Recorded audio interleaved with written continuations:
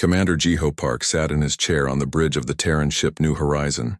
He looked at the screen showing empty space ahead.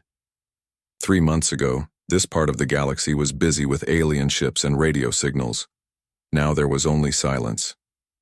"Sir, another distress signal just stopped," said Lieutenant Nari Kim from her station. She had been watching the communication screens for weeks. Her face looked tired and worried. "That makes 47 dead zones in the past month." Jiho rubbed his forehead. The headaches had started when the first signals went dark. At first, Earth Command thought it was just equipment problems. Space was big and machines broke down all the time. But now entire star systems were going silent. Systems that had been talking to each other for thousands of years. Dr. Hyon Lee walked onto the bridge carrying a datapad. The ship's alien expert looked even more worried than Nari. "Commander, I finished studying the last transmission from the Velkari Empire. You need to hear this." She played the recording. Static filled the bridge speakers, then a voice speaking in broken universal. The translator made the words sound flat and empty. "This is Admiral Korath of the Velkari Third Fleet. We are under attack by unknown entities. They do not respond to communication. They pass through our shields like they are not there. Our weapons cannot touch them. They are taking our people, not killing them, taking something else, something important. We cannot stop them. Warn the other worlds, warn everyone, the devourers are coming." The message ended with screaming. Then silence. "Devourers?" Jiho asked.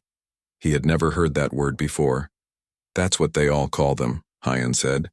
"Every race, every language, same word." "Same. The few messages we got all say the same thing. These devourers take something from people, not their bodies, something inside them." Jiho stood up and walked to the main screen. Outside, the stars looked normal, beautiful and bright like always, but he knew that behind that beauty, something terrible was happening. "How many systems are we talking about?" he asked.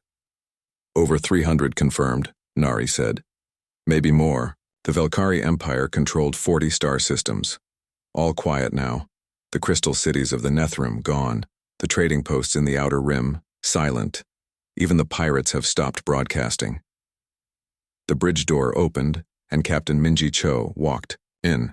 She was Jiho's boss and the highest-ranking officer on the ship. Everyone stood up to greet her. "Sit down," she said. Her voice was calm, but Jiho could see worry in her eyes. "I just got word from Earth. Command wants to know what we found out here." "Nothing good," Jiho said. He told her about the messages and the empty systems, about the devourers that could not be fought or stopped.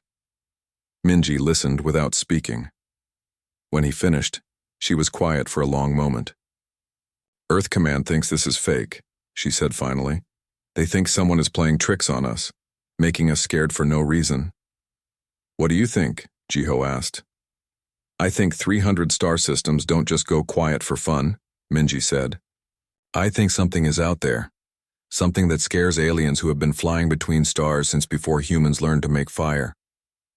Dr. Hyon cleared her throat. "Captain, there's something else, the patterns in the attacks. The devourers seem to go after the most advanced civilizations first, the ones with the biggest cities and the most technology." "Why would that matter?" Nari asked. "I'm not sure yet, but every race that got attacked was thousands of years older than us. They all had things we don't have, mind reading, telepathy, ways to think that we can't understand."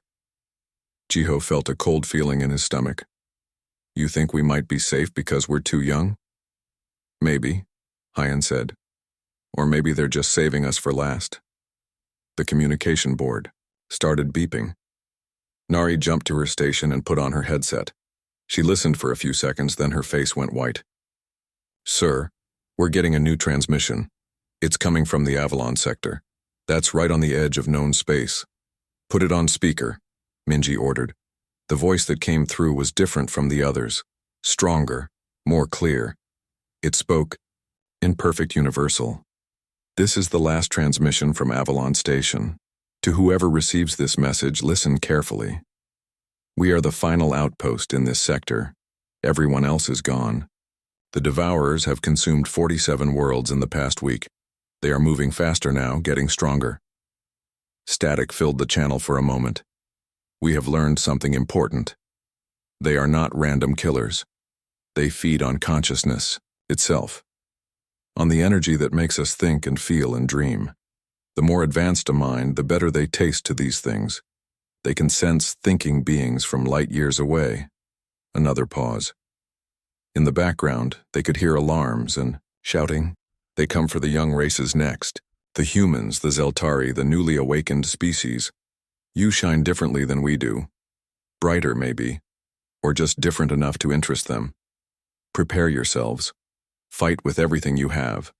Do not let the light of consciousness die with us. The transmission cut to static, then silence. The bridge was quiet for a long time. Finally, Jiho spoke. How long until they reach human space? Hyan checked her calculations. If they move at the same speed they used in the other sectors, maybe 6 months, maybe less. And Earth has no idea this is coming, Nari said. Captain Minji stood up straight. Then we better get home fast and tell them. Navigator, plot a course. For Earth, maximum speed. Yes, sir, came the reply from Navigator Junbei. As the New Horizon turned toward home, Jiho looked back at the dark sector they were leaving behind. Somewhere out there, the Devourers were still moving, still hunting, still feeding on the minds and dreams of entire civilizations. He thought about Earth, about the 8 billion humans who had no idea that something was coming for them, something that ate thoughts and dreams and left behind empty shells. The stars were going quiet, and soon it might be humanity's turn to scream into the darkness. But humans were different from the other races. Younger, stranger. Maybe that would be enough. Maybe. The New Horizon dropped out of faster-than-light travel at the edge of the Avalon sector. What they saw made everyone on the bridge go silent. The stars were still there, but everything else was wrong. Where busy space lanes used to carry cargo ships between worlds, now only empty metal drifted in the dark. Broken pieces of stations and vessels floated like ghosts in the void. My God, whispered Navigator Junbei as he stared at his screens. The whole sector is dead. Commander Jiho Park stood behind the navigation station and looked at the data. 23 star systems. Over 100 billion people had lived here just months ago. Now the sensors showed nothing. No radio signals, no heat signatures from cities, no signs of life anywhere. Take us to Thesara Prime, Jiho ordered.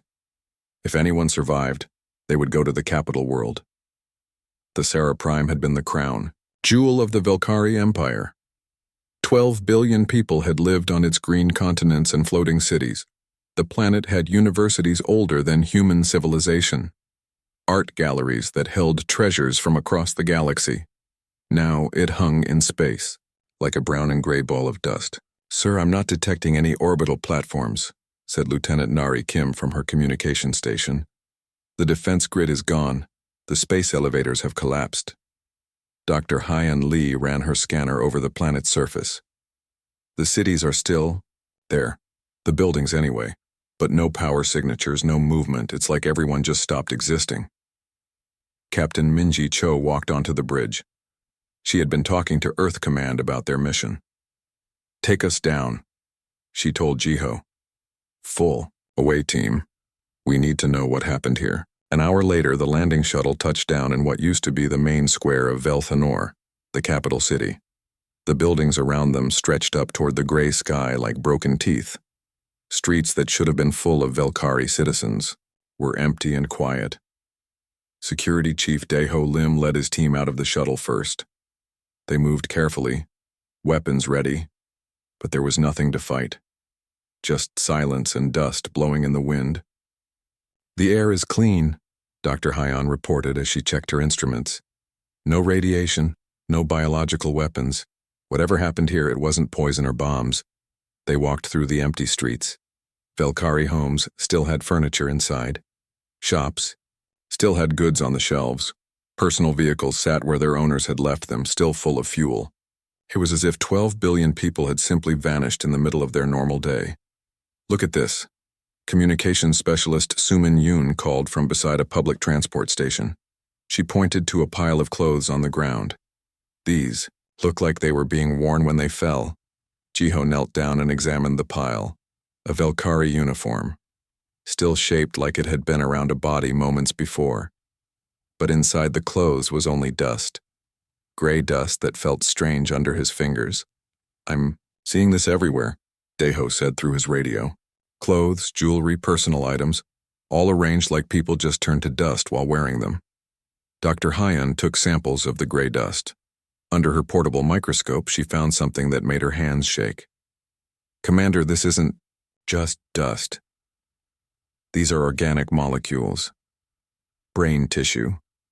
Nervous system components. This dust used to be Velkari people. They split into teams to search the city. What they found was the same everywhere. Homes with family pictures still on the walls, but no families. Restaurants with food still cooking in the kitchens, but no cooks. Schools with lessons still written on the boards, but no students. The Planetary Defense Center was the strangest find of all. Security Chief Lim's team discovered that all the weapons were still charged and ready. The shields that protected the planet were still running. The computer systems showed no signs of battle damage or system failures. "Whatever attacked this place," Lim reported, "the defenders never got a chance to fight back. Every weapon system is fully loaded. The panic alarms were never even turned on." In the Grand Library, the away team found their first real clue. The building's quantum computers had recorded everything that happened in the final hours. Dr. Hyun and Specialist Yoon worked together to recover the files. The recordings showed normal life until exactly 3 days ago. Then something changed. The cameras picked up strange shadows moving through the streets, dark shapes that seemed to exist halfway between the real world and somewhere else. "They're not solid," Hyun said as she studied the images. "Look how they move. Through walls, through solid matter, like they exist in some other dimension but can reach into ours." The final recording was from the library's main hall. It showed hundreds of Velkari citizens who had come there seeking shelter. They were holding each other, praying in their ancient language when the shadows arrived. The dark shapes moved among the people like smoke. When they touched someone, that person would stop moving. Not dead, not unconscious, just empty. Their eyes would become blank and staring. Their faces would go slack. Then, after a few minutes, they would collapse and turn to dust. "They're not killing them," Jiho said quietly. "They're taking something else. Something that makes them who they are." "Their minds," Dr. Hyun whispered. "Their consciousness. The thing that makes a person a person." The recordings showed the shadows moving systematically through the crowd. They seemed to prefer certain people. The teachers, the artists, the philosophers, anyone whose mind was particularly active or creative. "They can sense intelligence," Hyun realized. "The brighter the mind, the more attractive it is to them." As the away team prepared to return to the ship, their communicators all started beeping at once. Lieutenant Nari's voice came through with barely controlled panic. "All teams return to the shuttle immediately. We're detecting massive subspace distortions approaching our position. Something big is coming through dimensional space." Jiho looked, up at the gray sky of Thesera Prime. In the distance, dark clouds were forming. But these weren't weather clouds. They moved with purpose, swirling in patterns that hurt to look at directly. "Everyone back to the shuttle now," he ordered. "Whatever killed this world is still here." They ran through the empty streets as reality began to tear open around them. Behind them, shadows poured out of the dimensional rifts like black water. The Devourers had found them. The shuttle lifted off just as the first shadow touched the landing pad. Through the window, Jiho watched as the creatures spread across the city below. They moved like liquid darkness, searching every building, every corner, looking for minds to feed on, looking for consciousness to consume. And now they knew that humans were here. The new horizon shook as reality twisted around them. Commander Jiho Park held onto his chair as the ship's lights flickered. Outside the main window, space itself was tearing open like black wounds in the universe. "Emergency power to engines." Captain Minji Cho shouted over the alarms. "Get us out of here!" Chief Engineer Woojin Kang's voice came through the speakers from the engine room. "I'm trying, Captain, but something is interfering with our jump drive. The subspace around us is too unstable." From the tiers in space came the Devourers. They looked like living shadows, but shadows with purpose. They moved through the vacuum like they were swimming through water. Some were small, the size of a person. Others were huge, bigger than the ship itself. "Weapons, target the nearest group," Minji ordered. Weapons Officer Heejin Moon fired the ship's energy cannons. The bright beams passed right through the shadow, creatures without effect. She tried again with different settings. Nothing worked. "They're not fully in our dimension," Dr. Hyon Lee said as she watched her scanner readings. "They exist partially in normal space and partially somewhere else. Our weapons can't touch them because they're not completely here." The Devourers surrounded the New Horizon like sharks around wounded prey. They moved closer, studying the ship, with what looked like curiosity. "Sir, they're not attacking," Lieutenant Nari Kim said from her station. "They're just watching us." "Maybe they're trying to figure out what we are," Jiho said. "We're different from the other races they've encountered." One of the smaller Devourers phased through the ship's hull like it was made of air. It appeared on the bridge, a shape of living darkness that seemed to absorb light around it. The crew raised their weapons, but Dr. Hyon stopped them. "Wait," she said. "It's not moving toward us, it's studying us." The shadow creature drifted, closer to Dr. Hyon. Where it came near her, the air became cold. The lights dimmed, but instead of attacking, it seemed confused. It circled her slowly, like it couldn't understand what it was sensing. "It can't read me properly," Hyon whispered. "Human minds must be different somehow." The Devourer suddenly jerked back and let out a sound like static mixed with screaming. It fled through the wall, back into space. "What just happened?" Minji asked. "I think our chaotic way of thinking confused it," Hyon said. "Human consciousness is messier than other species. We think with emotion and logic at the same time. Most aliens think in more organized patterns." More Devourers began phasing through the ship. They appeared on different decks searching for crew members, but each time they found a human, the same thing happened. Confusion, hesitation, then retreat. Communications Officer Tae-Hyung Jung was not so lucky. He was working alone in a lower section when a Devourer found him. Unlike the others, this one was persistent. It wrapped around Tae-Hyung like fog and began its feeding process. Security Chief Dae-ho Lim found Tae-Hyung 20 minutes later. The young officer was still alive, still breathing, but his eyes were empty. When Dae-ho called his name, Tae-Hyung looked right through him with no recognition, no personality, no self. "Medical team to Deck 7, Dae-ho called into his radio, but he knew there was nothing the doctors could do. Tae-Hyung's body was fine. His mind was gone. Dr. Hyon studied Tae-Hyung's condition while the medical team tried to help him. His brain waves showed basic life functions but no higher thought, no dreams, no memories, no sense of self. "It's like someone erased his personality, but left his body running," she said sadly. The Devourer consumed his consciousness and left behind an empty shell. 3 hours later, Tae-Hyung's body stopped working. Without a mind to control it, his organs simply shut down. He died quietly, staring at nothing with blank eyes. The attack on the New Horizon continued for 6 more hours. The Devourers kept trying to feed on the crew, but most retreated when they encountered the chaotic nature of human thought. A few crew members were taken like Tae-Hyung, but most survived.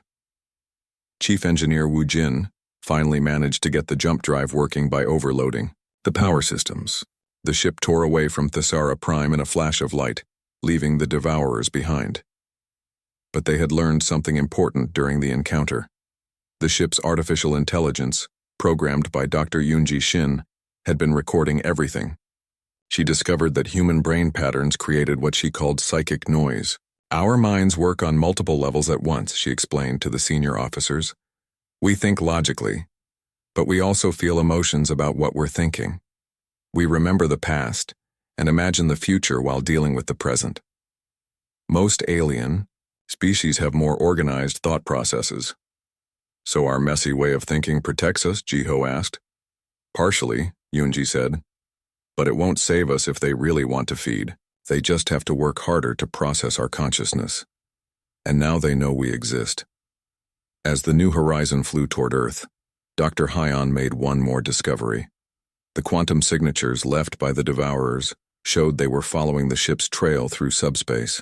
Every time the New Horizon jumped to faster than light speed, it left traces that the creatures could track. "We're leading them right to Earth," she told Captain Minji. "How long do we have?" Minji asked. "Based on their movement speed in the other sectors, maybe 2 months before the first scouts reach our solar system. The main swarm will follow a few weeks later." Jiho looked at the stars ahead. Somewhere among them was Earth, home to 8 billion humans who had no idea what was coming for them. The Devourers had consumed hundreds of civilizations, races that had been traveling between stars for thousands of years. Humanity had been in space for less than a century. They had no psychic powers, no advanced mental abilities, just messy, chaotic minds that thought about too many things at once. It might be enough to confuse the enemy, but would it be enough to save them? The New Horizon raced toward home, carrying the warning that would change everything. Behind them, invisible in the depths of subspace, the Devourers followed the quantum trail toward their next meal, toward Earth. The New Horizon arrived at Earth after 3 weeks of emergency travel. Commander Jiho Park had never been so happy to see the blue and white planet where humanity was born. But his happiness died when he remembered what was following them through subspace. Admiral Kangmin Jeon met them at Luna Station, Earth's main orbital defense platform. He was a serious man with gray hair who had spent 40 years protecting human space. His first words were not encouraging. "Earth Command thinks you're all suffering from space madness," he said as they sat in the station's briefing room. "Shadow monsters that eat consciousness? Entire civilizations turned to dust? It sounds like a bad science fiction story." "Sir, we have recordings," Dr. Hyon Lee said. She played the files from Thesera Prime, the images of empty cities and the final moments in the Grand Library. Admiral John watched in silence. When the recordings ended, his face was pale. "How long do we have?" "Based on their previous movement patterns, 6 to 8 weeks, Captain Minji Cho replied. "Maybe less, if they can track our quantum signature better than we think." The Admiral stood up and walked to the window that looked down at Earth. Billions of lights sparkled on the night side of the planet. Cities full of people who had no idea that death was coming for them. "We need to warn everyone," he said finally. "And we need to figure out how to fight these things." Scientist Yuna Choi was put in charge of understanding the enemy. She worked with Dr. Hyon to study the dust samples and quantum recordings from the dead worlds. What they found was terrifying.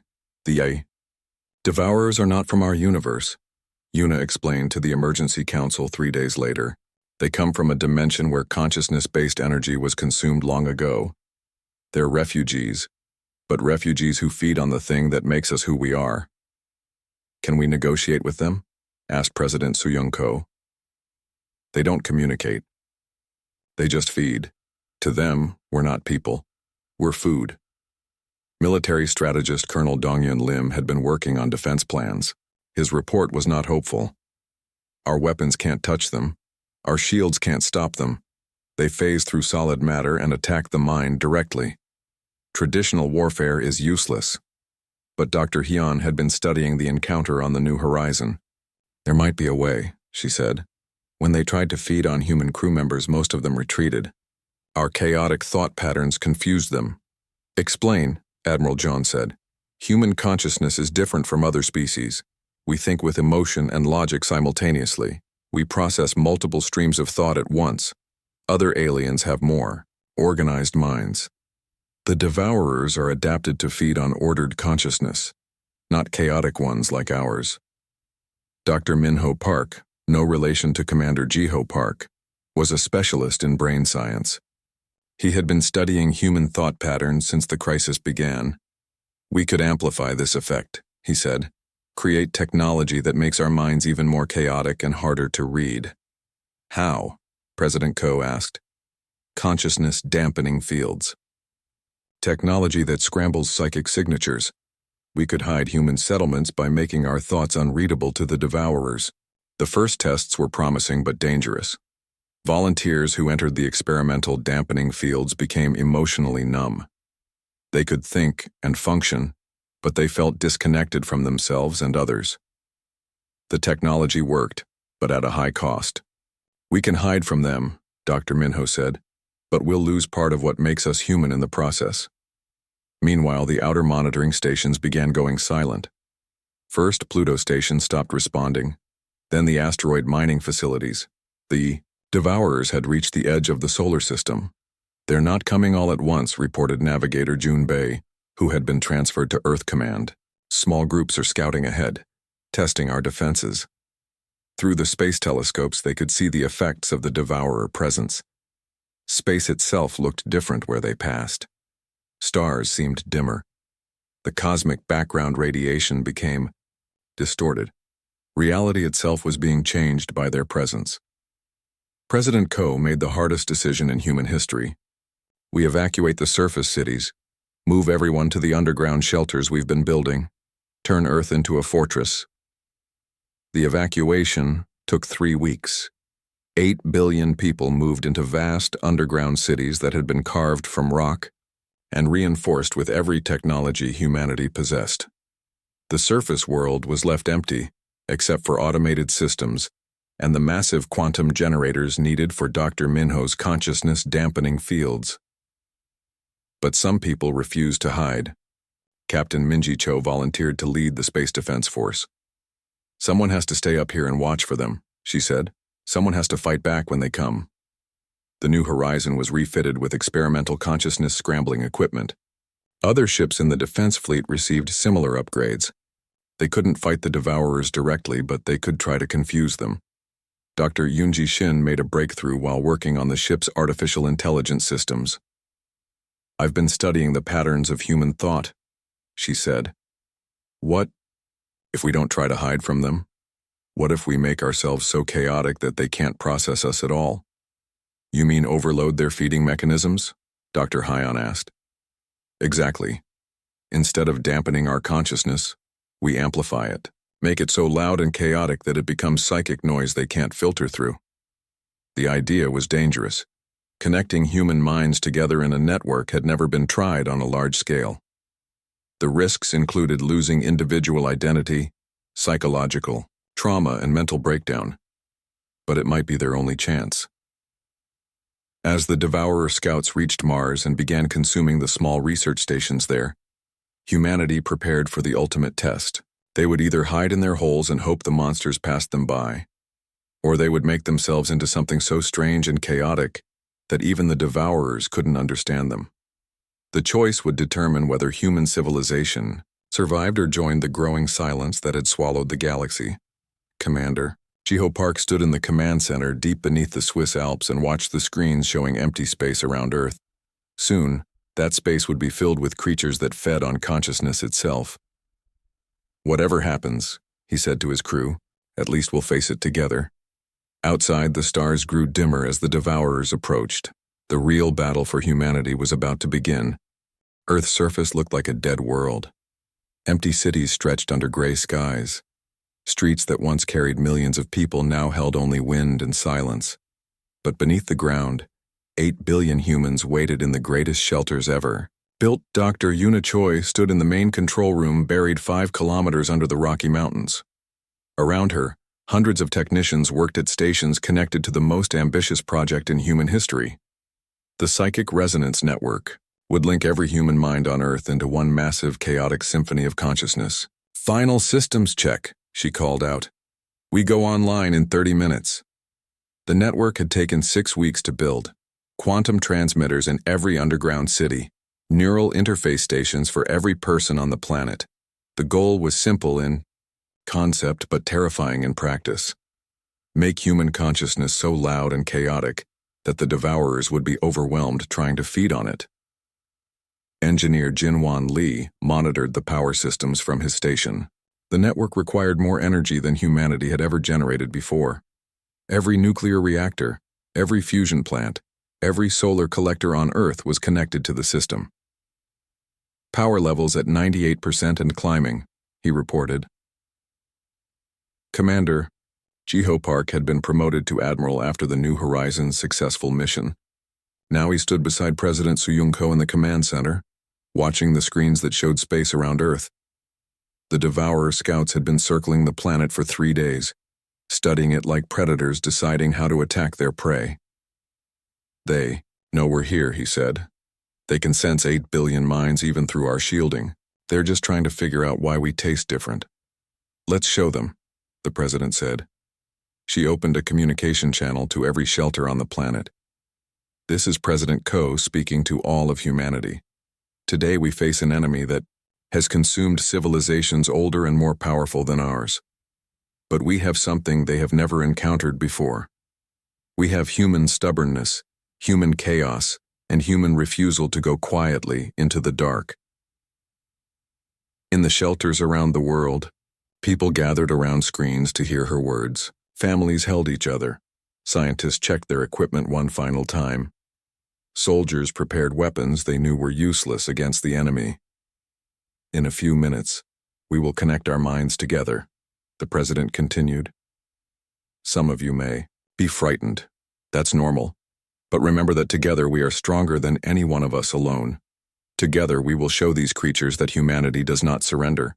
Dr. Seoyeon Ko, a quantum physicist and no relation to the president despite the shared name, had made the most important discovery about human consciousness. She explained it to the command staff as they prepared for activation. Human minds operate on multiple levels simultaneously, she said. Logic, emotion, instinct, memory, imagination, and creativity all function at the same time. Most alien species have more organized thought patterns. When we link 8 billion human minds together, we create a type of consciousness that has never existed before. And the Devourers can't process it? Admiral Park asked. They evolved to feed on organized minds. Ours is pure chaos. Beautiful, creative, impossible chaos. The countdown reached 0. Dr. Yuna's finger hovered over the activation switch. Around Earth, the Devourer scouts stopped their circling and began moving toward the planet. They had decided to begin feeding. Network activation in 3, 2, 1, Yuna called out. She pressed the switch. 8 billion human minds suddenly connected. The effect was immediate and overwhelming. Every person in the network could feel the thoughts and emotions of everyone else. A mother in Tokyo worried about her children. A scientist in London wondered if the calculations were correct. A child in New York dreamed about flying between the stars. A farmer in Kenya remembered the smell of rain on fertile soil. But instead of chaos, there was harmony. Instead of confusion, there was understanding. The human network became something greater than the sum of its parts. 8 billion individual voices singing together in a song of consciousness that had never been heard before. The Devourers felt it too. In space around Earth, the shadow creatures stopped moving. They had never encountered anything like the human network. Instead of the organized patterns of thought they were used to, they found a storm of consciousness that hurt to touch. One of the larger Devourers tried to feed on the network. It extended itself toward Earth and attempted to drain human consciousness the way it had drained thousands of other species. But human thought was too chaotic, too multi-layered. The creature recoiled as if it had been burned. It's working. Dr. Hyan Lee called out from her monitoring station. They can't process our consciousness patterns. We're too strange for them. More Devourers arrived as the main swarm reached Earth. Hundreds of shadow creatures surrounded the planet, all trying to understand what they were sensing. Some attempted to feed and retreated in pain. Others circled at a distance, confused by the impossible signals coming from the human network. They're calling for reinforcements, reported Lieutenant Nari Kim from her communication station. Long-range sensors show thousands more coming from the outer system. In the network, 8 billion humans felt the approaching danger, but they also felt something else. Hope. Unity. The realization that together they were stronger than apart. Child in Australia had an idea. A simple thought that spread through the network in seconds. What if they didn't just defend? What if they pushed back? The idea was picked up by a teacher in Brazil, amplified by a musician in France, refined by an engineer in India. Within minutes, 8 billion minds were focused on a single goal. They began to project their consciousness outward. The effect on the Devourers was immediate. Instead of trying to drain human thought, they found human consciousness pushing into them. The chaotic, creative nature of human minds began to overload their feeding mechanisms. Some of the smaller devourers simply fled. Others tried to retreat to subspace but found that human consciousness was following them even there. The network had become so powerful that it could reach across dimensions. Incredible, Dr. Seoyonko whispered as she watched the readings. We're not just defending, we're actively repelling them. Human consciousness is so alien to them that it's functioning like a weapon. The battle lasted for hours. Wave after wave of devourers tried to break through the human network and feed on Earth. But each attack failed. The creatures that had consumed hundreds of civilizations found themselves unable to process even a single human mind when it was part of the greater network. Finally, the devourer swarm began to retreat. The shadow creatures pulled back from Earth, fleeing toward the outer edges of the solar system. For the first time in their long existence, they had found a prey they could not consume. In the command center, Admiral Park watched the retreating enemy with amazement. They're running away. More than that, Dr. Yuna said, studying the quantum readings. The network signal is so strong that it's broadcasting across subspace. Other species might be able to detect it. President Ko opened the communication channel. Again, citizens of Earth, we have won the first battle. The devourers cannot feed on us when we stand together. But this is just the beginning. We must now help the rest of the galaxy learn what we have learned. Across the human network, 8 billion minds shared the same thought. They had faced the darkness and found that their light was stronger. Now it was time to share that light with others. The age of human isolation was over. The age of humanity as the galaxy's protector had begun. 6 months after the Battle of Earth, the galaxy was waking up from its long nightmare. Admiral Jaiho Park stood on the observation deck of the space station Unity, humanity's first major construction project since the Devourer crisis. Through the transparent walls, he could see ships from dozens of different species docked at the station's ports. Velkari refugees, Nethrum survivors, and races he had never seen before. All of them had come to Earth seeking the protection that human consciousness could provide. The morning briefing is ready, Admiral, said Lieutenant Nari Kim as she approached. She had been promoted to as Chief of Staff after her excellent work during the crisis. The briefing room was crowded with representatives from 47 different species.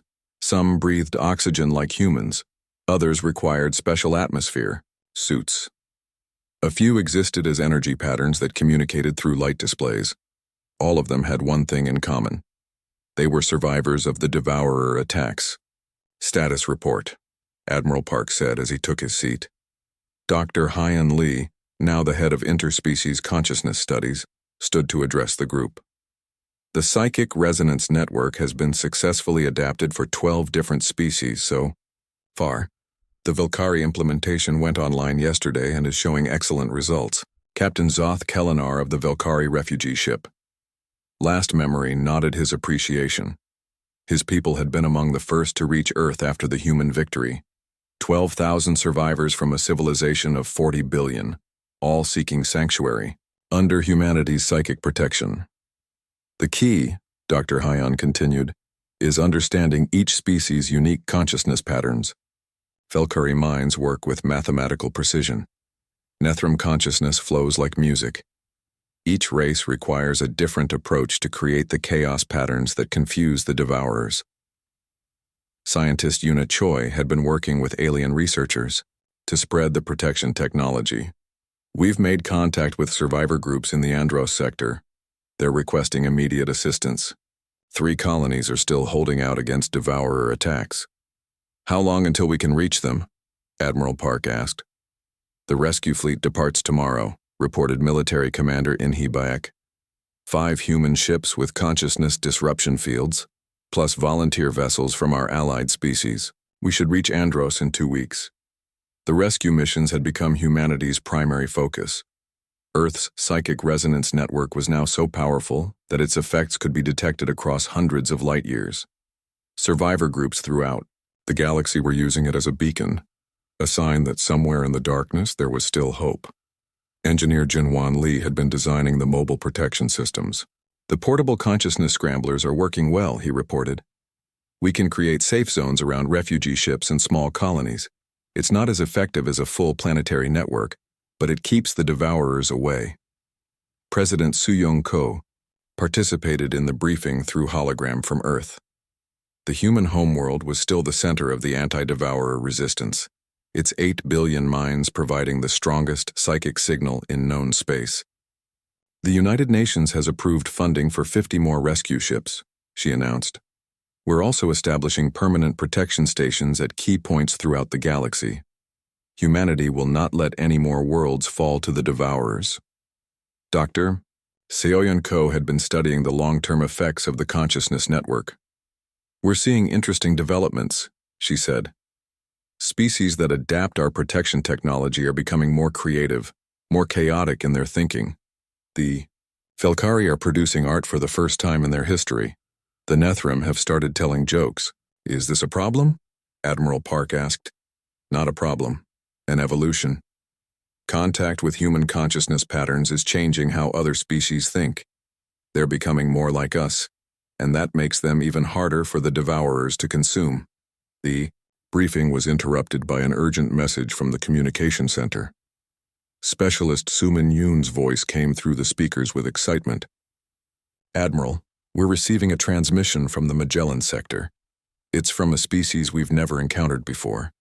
They say they've been fighting the devourers for over a year using techniques similar to ours. Put it on screen, Admiral, Park ordered. The holographic display showed a being that looked like it was made of crystalline light. When it spoke, the words were translated by the computer. Greetings, humans of Earth. I am Speaker Veltar of the Luminari Collective.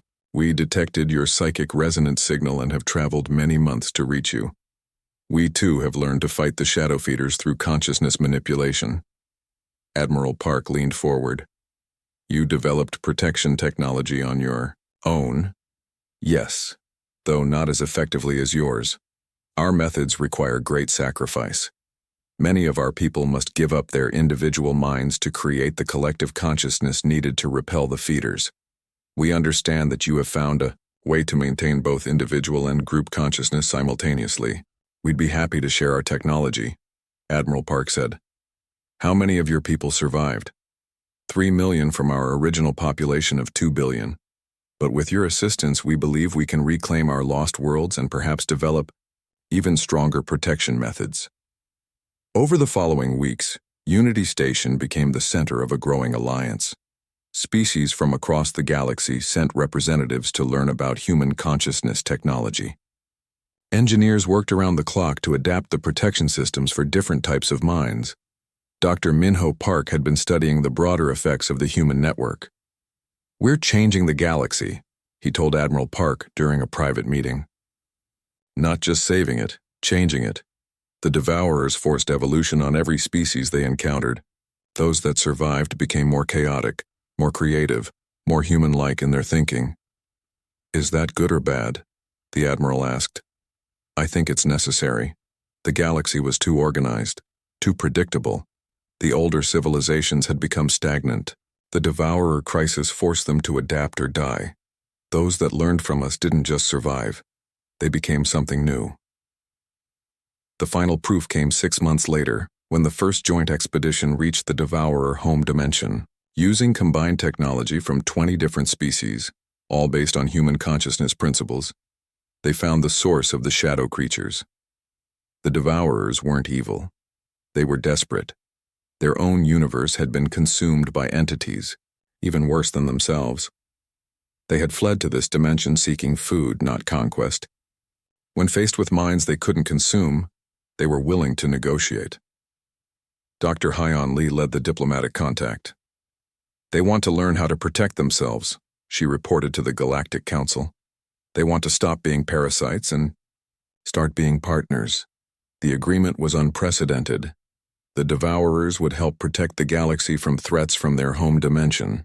In return, the allied species would help them develop their own forms of chaotic consciousness that would make them immune to the entities that had destroyed their world. Admiral Park stood once again on Unity Station's observation deck, but now, the view was different. Ships from hundreds of species filled the space around Earth. Research vessels, trading ships, diplomatic cruisers, and exploration fleets. The galaxy was alive again, more diverse and creative than it had ever been. "We did it," Lieutenant Nari said as she joined him at the window. "We saved them all." "No," Admiral Park replied. "We saved each other. And in doing so, we became something greater than any of us could have been alone." The communication system crackled to life with messages from across the galaxy. Reports of new worlds being colonized, art and music being shared between species that had never communicated before, scientific discoveries being made by minds that now thought in ways they never had before. The galaxy had cried out in vain for salvation until humanity answered the call. But in answering, humanity had discovered that salvation was not something given by the strong to the weak. It was something created when different minds came together and chose to protect each other. The age of silence was over. The age of the great song had begun.